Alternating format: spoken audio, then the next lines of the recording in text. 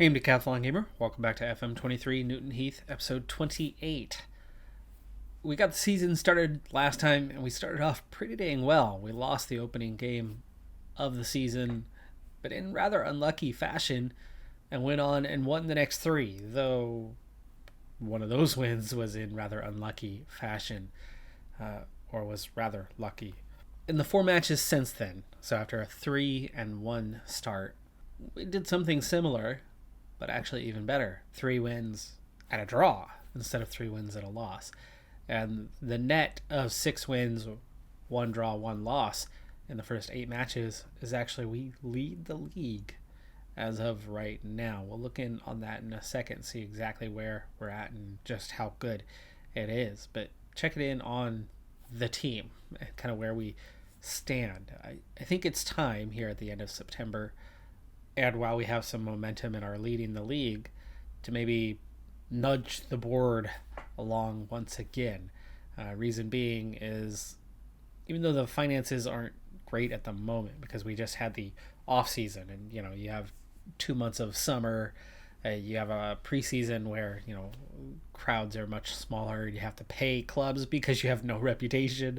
You have to pay clubs to actually come for games. You end up barely breaking even through all of that. Now that the season started, now that we've played a handful of matches or a few matches at home, we're back to a positive balance for the year from where we left off last year, and we're at 33 million so far. So with 33 million and a first place start in the league, I think what better time to probe the board and see what they're willing to give.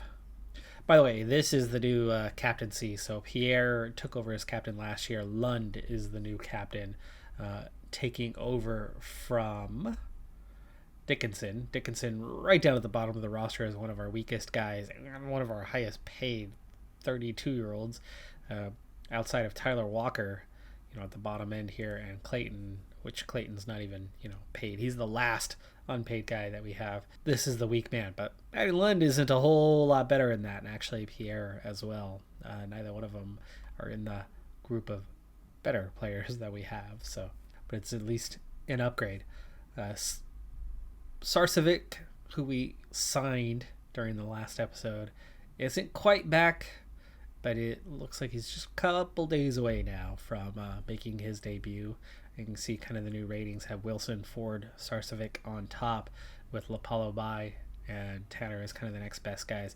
I do have 2 guys on trial right now that have been in for just a couple of days. I'm going to check it out and see how they compare and whether they deserve a contract offer. These days, I have a hard time getting people interested. But once they are interested, we don't seem to be losing them to other teams. That was the common theme last year. We could get after players, but getting them to sign for us versus somebody else was problematic. This year, it's just better quality players don't seem to be very interested in us. They're looking at our reputation going, yeah, no, you guys suck. I think part of the mentality might be that they think we're going to turn around and get relegated because we are low reputation and just got promoted. So maybe establishing ourselves in the 5th tier, if that is that our first place is a fluke and we settle in a lower position. I think one thing that this club is going to continue having a problem with is the youth ranks. Now, we are making progress and we're going to get better and better and better recruits coming in. But the problem is, if we keep climbing the ladder, right, as you climb rung by rung, the level's getting higher. The youth players that are growing and developing are growing and developing for a lower tier. That, maybe by the time they're 18, 19, 20 years old, they're good enough to play in the 6th tier. But all of a sudden, we're in the 4th tier. That player who was going to be good enough to play in the 6th tier is never going to be good enough to play in the 4th tier, or only by the time he's 27, 28, and hitting his prime after spending 8 years on loan, he'll be good enough to play in the 4th tier. But that's 4 or 5 more years down the line, and we've climbed another tier or another 2 tiers by that point, and all of a sudden we are in the championship or League One, and he's finally become good enough to play League Two, and that's where he finishes out at. But reality is, for us, low-level recruiting and blah, blah, blah, blah, blah, we've got players that are only ever going to be good enough to play, 7th or maybe 6th tier, even at their prime. So climbing the ladder quickly is not good for youth development, especially when you're starting from zero. But I've done youth-only recruitment and seen things go really well, but then of course that was with really good facilities.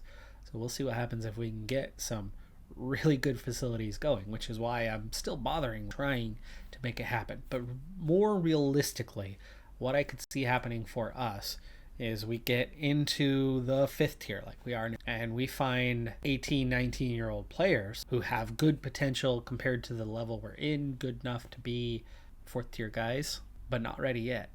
And we can get them signed for free, get them signed for very small amounts, but we don't have anywhere to store them. And I'm trying to get guys out on loan, but here again, a problem we continually are facing right now, at least in this playthrough, is that we are a club that had zero reputation a few seasons ago.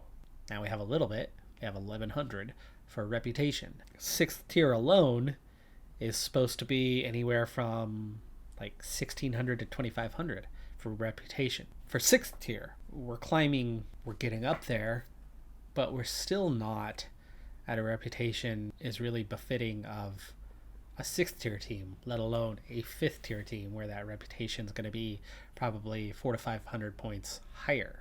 But we are making some rapid progress, so maybe in a couple more years we will have a reputation that's similar to those around us. But in the meantime, nobody wants to do deals with us. They want to loan us players. They don't want to take players from us on loan, but we're also only 1 tier above the bottom right now, so we have to have players good enough to play in the 6th tier to deal with proper loans. That is something we are starting to inch towards, but not quite there yet. So in the meantime, a really good thing to do is store players on a U21 team. I think this is a good time to ask about one. I don't think it would go into effect until next season. Probably that's a good place to start. Not once this season have I actually had my first 11 in a match. In fact, all 8 matches that we've played so far, I've been doing a decent amount of squad rotation throughout.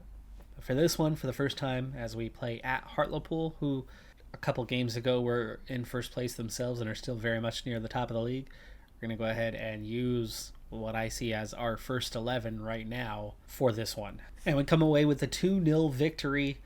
Lapalabai getting the first goal at the half-hour mark, and Ole Tanner just before the hour mark getting a second. Whitehall injured off in the 81st minute, though. They also had a player injured in the 81st minute. Could it be an incident between the two that caused that? Could it be like heads coming together while going for a header? Could be a concussion. We'll see if that's the case. Totally dominated, though. Hartlepool is still 6th place in the league after this one. I can see it just behind here. So even after losing that match, they've only dropped to 6th. We're 3 points clear at the top, and we just took 25 shots to 2 compared to Hartlepool. Managing the club a year ago was detrimental to how the club performed. So far this year, it isn't. We're still getting results. We're still playing well. We have a plus 17 goal differential, 11 goals clear of the second best side, and already 3 points clear of the second best side, Eastleigh. And that same Eastleigh is already the team that we just beat at the start of the season 2-1, our first road victory. Something tells me it was probably the same incident because it does say that it was pulled while making a tackle. So I'm guessing that Whitehall pulled his calf muscle while injuring the other player, probably was called for the foul, not bad enough to get a yellow card, and maybe a sympathetic referee to the fact that he hurt himself in the process and possibly worse than the other player. I don't know, but Whitehall's going to miss 3 to 5 weeks. Looks like if we just leave it to the physio, we should be about 3. We're not going to go for the injections to get him to play the next match. We want him healthy sooner. And it has been accepted. So we are going to have our B/reserve/youth team, our under 21s team. Our initial staff for U21 is going to come with a head coach and a sports scientist and nothing else. I do believe that in England that U21 coaching staff will be also permitted to be part of our overall coaching staff, I believe. So we'll be able to use them to train with the senior squad. It means getting somebody hired means one more member of staff to help us out, because we are understaffed for sure. For the second time in a row, Shaq Ford has won the League Player of the Month award with 5 goals and 5 appearances, plus an assist and a 7.88 rating. But the more interesting thing is not that Ford won it for the second time in a row, but that Ollie Tanner was second in the voting and Isaac Whitehall was third. And this time he's dedicated the award to me. He, of course, won Young Player of the Month as well, like he did last month. This time not a 1-2-3, but Charlie Wilson ends up going third in this one. And I, for the first time in our career, have won Manager of the Month, Coach of the Month. The Gaffer Award. The thing I forgot about that last match when I said it was our first 11 was I think that was compared to the beginning of the season. But we've added a couple of players since then. One in particular who comes in as an automatic starter over Whitehall, but was injured 2 days after arriving. Sarcevic is finally cleared, only for 45 minutes, but is cleared. So we're going to see what he can do in the lineup. Good timing too, because we have not one but 2 injuries. Both defensive mids have picked up injuries and are going to have to sit this one out. Whitehall and Neal both should be back within a couple of days, but that means we're going to have Lund starting alongside Sarcevic, and then our, I think, last guy on the depth chart, except for, well, I suppose Tierney's out there, is Wiggett. Wiggett's only had 1 appearance so far, just a handful of minutes, but that's also because I'm selecting that squad rotation, and I'm, for the most part, rotating. Gosh, how many players is it? We are rotating, well, not right. So 5 guys plus 11, so 16 players have essentially been in rotation with one another. Healthy squad rotation among those 16, but not really dipping down into the lower reaches. Again, it'll be helpful having that U21s around now so that they can get semi-meaningful games in. 2-0, another victory. 23-2 in the shots. We are absolutely dominating teams in terms of how many chances we are getting compared to them. Shaq Ford, again, scoring 2 goals. For how many times has he done that this season? He's had a lot of braces already in 10 matches. And we are also, with Eastleigh coming up with just a draw today, we're now 5 points clear at the top. The club has approached me about signing a new, longer contract. So we're going to have a new deal on the table here shortly. So we're finally going to get paid by the team here. Not making a lot of money at all. $6,000 over a year. But it's something. I make more than that coaching middle school now. Okay, we've got our guy. He's a player that we have just forced into early retirement. Plays for Stallabridge. Has for a number of years, but now into his mid-30s. And this is our guy for this. He is our U21's head coach. Motivating, people management, his judging ability, tactical knowledge is all decent for our level. It's certainly not bad. And his overall coaching ability is also pretty decent. 14 on working with youngsters, 12s in attacking and defending, 10 in fitness. He's going to be an upgrade somewhere. And so I'm excited to have him signed on. And I think we can start to implement our U21s, give them a friendly or two. They're not going to get into a league until next year. It's too late for this year, but we should be able to get them some friendly matches and then have something for those guys to do. And then we'll see what happens with Miller when it comes to training. For now, I'm giving them one match every 3 to 4 weeks with little breaks in the schedule here and there to make sure that there's no other matches kind of coinciding with that. And get them a little bit of action. I do feel confident that it's time to finally move kind of this bottom group of players to the U21s. Even if a few of them aren't 21, there's not going to be any restrictions. It's just friendlies anyway. Another strong match and another time for, what, is it 2 matches in a row or second time in 3 matches that each player has picked up an injured player, seemingly in the same play. In this one, 90 plus 3, Lapalabai goes down injured, so we'll see how he's doing. Shackford, hat trick though, 29, 48, 57. So 3 goals in an hour. Hercules also grabbing one off the bench in the 88th, probably for Shackford.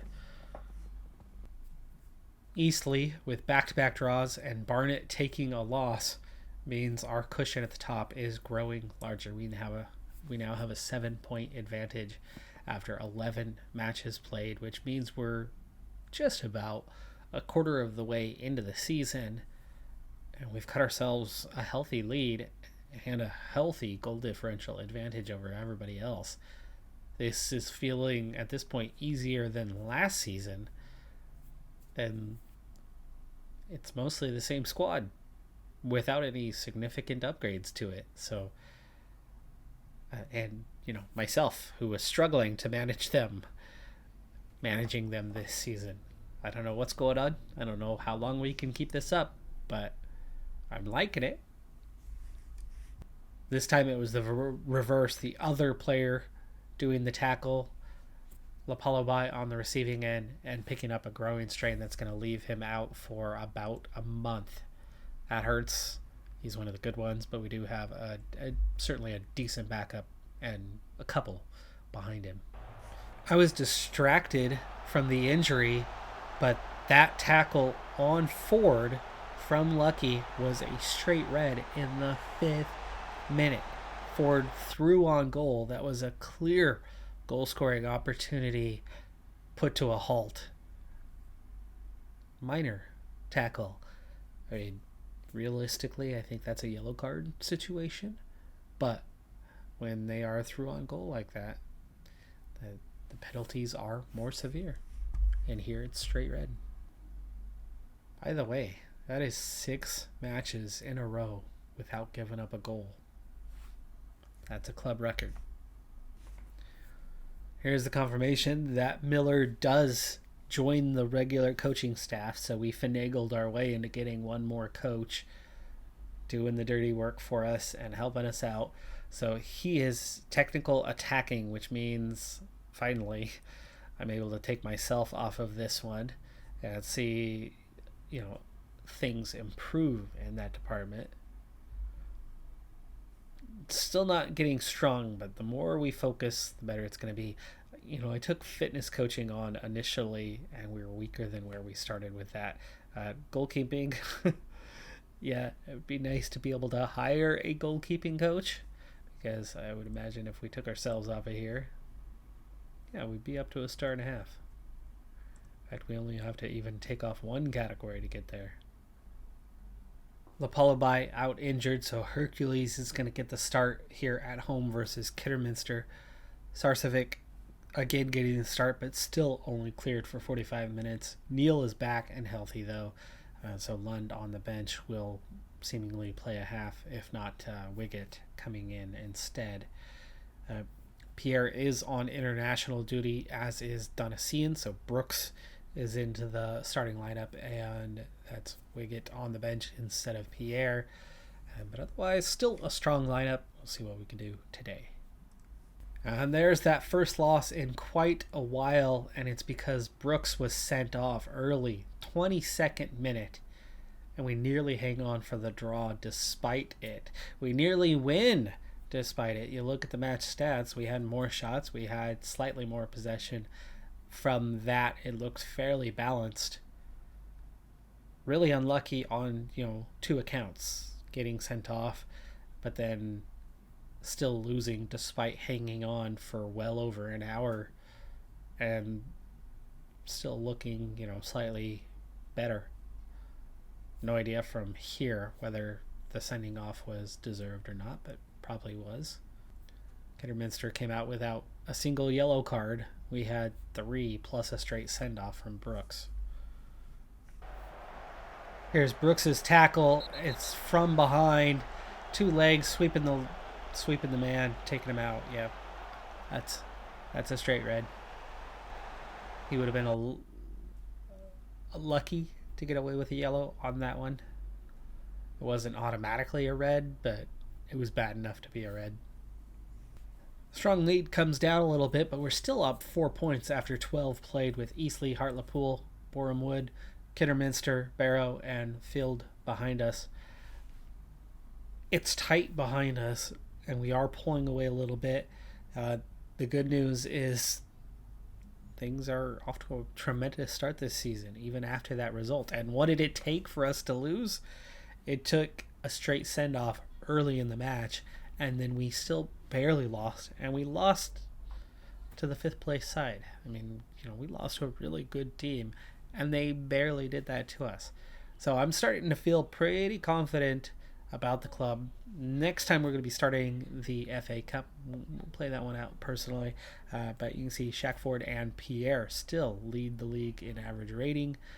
Goals for Ford with 15 in just 12 matches this season. Tanner with 6 assists, so he's been doing really well feeding the ball to his partner on top. And Heggie, 8 shutouts already. So, yeah, things are going very well in the league despite the shortcoming of that last one. We're going to go ahead and pause here and call it good. We're still finding little pieces here and there in terms of better players, filling out the roster a little bit more. And then, of course, now we have a U21 head coach and U21s. So good things are continuing to happen. We're going to start accelerating probably to the halfway point at least for the next episode. That is going to do it for this one, though. I'm Decathlon Gamer. Like, comment, subscribe, and I'll see you next time. Have a good one. Be safe out there. Bye for now.